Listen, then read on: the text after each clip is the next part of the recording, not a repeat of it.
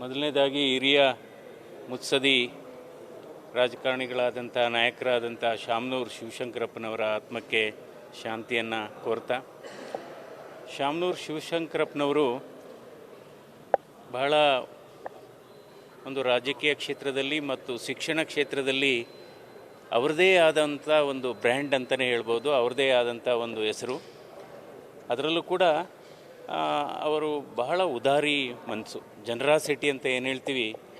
So ಇವತ್ತು ಆ ಕಾಲದಲ್ಲಿ ಒಂದು ವೈದ್ಯಕೀಯ ಕಾಲೇಜನ್ನು ಕಟ್ಟಿ ಇವತ್ತು ಅವರ ಶಿಕ್ಷಣ ಸಂಸ್ಥೆಗಳ ಮೂಲಕ ಇವತ್ತು ನಮ್ಮ ರಾಜ್ಯದಲ್ಲಿ ಮತ್ತು ರಾಷ್ಟ್ರದಲ್ಲಿ ಮತ್ತು ಅಂತಾರಾಷ್ಟ್ರೀಯ ಮಟ್ಟದಲ್ಲೂ ಕೂಡ ಹಲವಾರು ಸಾವಿರಾರು ಜನ ಬದುಕನ್ನು ಕಟ್ಕೊಂಡಿದ್ದಾರೆ, ಒಳ್ಳೆಯ ಉದ್ಯೋಗವನ್ನು ಪಡೆದುಕೊಂಡಿದ್ದಾರೆ. ಅವ್ರದ್ದು ಬಹಳ ಕರುಣಾಮಯಿ. ಯಾರಾದರೂ ಕಷ್ಟ ಅಂತ ಹೇಳಿದರೆ ಅವರ ಮನಸ್ಸು ಕರಗ್ತಾ ಇತ್ತು. ಬಹಳ ತಮಾಷೆಯಾಗೂ ಕೂಡ ಮಾತಾಡೋರು. ಯಾವತ್ತೂ ಕೂಡ ಅವರು ಬಹಳ ಸ್ವಾಭಿಮಾನಿ. ಯಾವತ್ತೂ ಕೂಡ ಅಧಿಕಾರದ ಹಿಂದೆ ಹೋದವರಲ್ಲ, ಅಧಿಕಾರ ಅವ್ರನ್ನ ಹುಡ್ಕೊಂಬಂತೆ ಹೊರತು ಅಧಿಕಾರದಿಂದ ಅವರು ಎಂದೂ ಹೋಗಲಿಲ್ಲ.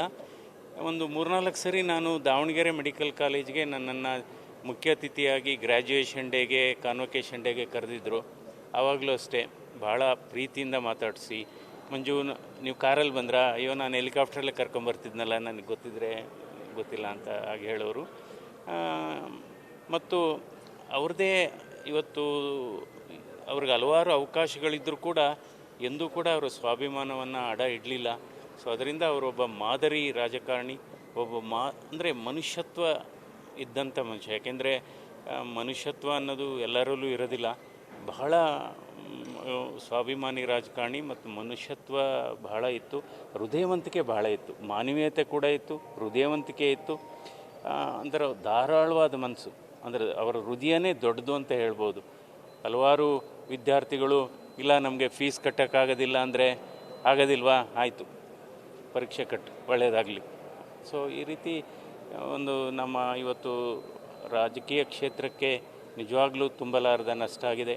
ಈ ಸಂದರ್ಭದಲ್ಲಿ ದೇವರು ಅವರ ಆತ್ಮಕ್ಕೆ ಶಾಂತಿಯನ್ನು ಕೊಡಲಿ ಮತ್ತು ಅವರ ಕುಟುಂಬಕ್ಕೆ ಈ ಕಷ್ಟವನ್ನು ನಿಭಾಯಿಸುವಂಥ ಶಕ್ತಿಯನ್ನು ಭಗವಂತ ಕೊಡಲಿ. ನಮಸ್ಕಾರ. ನ್ಯೂಸ್ ಫಸ್ಟ್, ನಿರ್ಭೀತಿಯಿಂದ ನಿಮ್ಮ ಪರವಾಗಿ.